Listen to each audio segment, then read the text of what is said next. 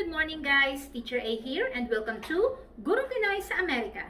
So ang lesson natin ngayon ay isa na namang request ng ating grade 10 na member ng ating community at ito ay ang topic na midpoint formula.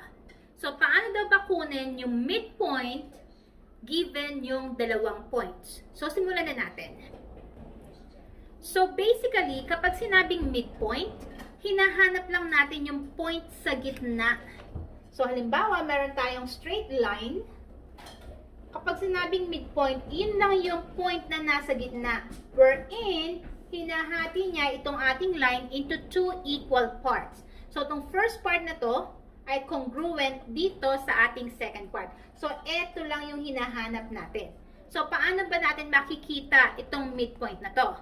So, let's have example number 1. So, number 1 example, ang first point natin ay point J na nasa 6, 8.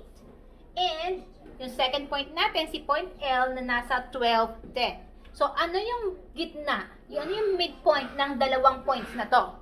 So, first step ay i-label natin yung mga given natin.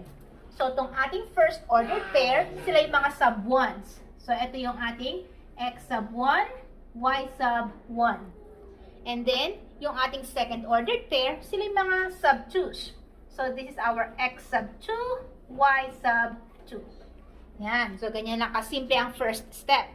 Second step natin ay isusulat natin yung midpoint formula. Hala, ano ba yung midpoint formula natin?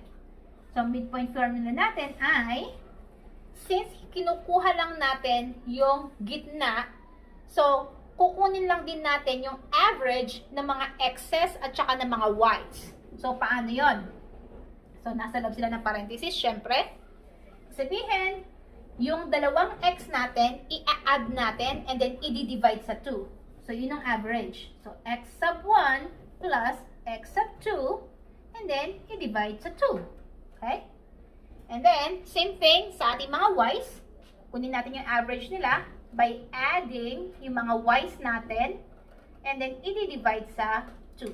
Yan. So, yan ang ating midpoint formula. Next, third step. I-plug in natin yung mga values ng mga x's tsaka ng mga y's. So, madali na siyang i-plug in kasi nilabel na natin siya. So, si x sub 1, ano siya? That's 6. Then, plus si x sub 2 natin ay 12. And then, over 2. Okay? Next, yung kabila naman, yung mga y's. Si y sub 1 ay 8. Plus, si y sub 2 ay 10. And then, over 2. Fourth step, solve natin sila. So, solve natin yung mga x's tsaka mga y's. 6 plus 12 ay 18 over 2. Yung mga y's naman ay 8 plus 10 ay 18 din. Then over 2. Tuloy natin yung pagsusolve. So we have 18 divided by 2 ay 9. And then 18 divided by 2 ay 9 din. Therefore, yung midpoint or yung gitna ng dalawang points na to ay 9, 9. At 0.99, iyon yung maghahati sa ating line into two congruent segments. Okay? So, let's move on sa ating example number 2. So, example number 2, point A is at 511 and point R is at 9,5. So, nasaan uli yung gitna nung line na yan kapag kinonect natin? Nasaan yung gitnang point? So, again, first step, i-label natin yung mga given. So, yung first ordered pair, sila yung mga 1s. Remember, kapag nag-label, para lang siyang alphabet na uuna si X bago si Y. Okay? Lagi na uuna si X, then Y. So, this is X sub 1, Y sub 1. Yung second ordered pair, mga sub 2s. X sub 2, Y sub 2. Okay? Mahalagang i-label para kapag plinag-in na natin yung mga values natin sa ating formula, hindi tayo malilito. Okay? Tama yung ilalagay nating numbers. So, wag natin kakalimutan ang ating first step. Okay? Second step, isulat natin yung ating midpoint formula.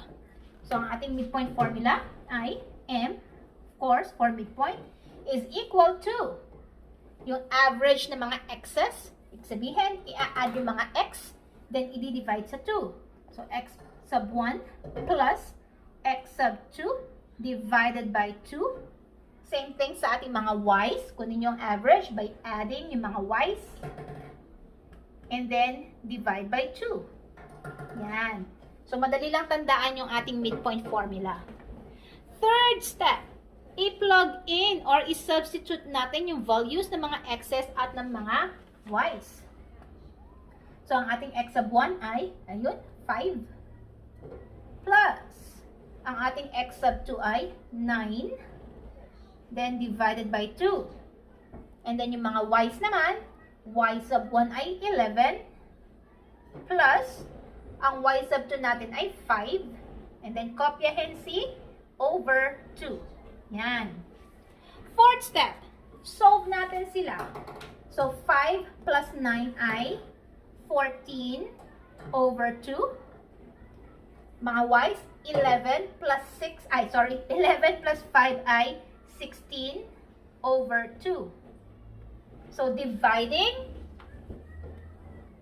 that will give us 14 divided by 2 ay 7.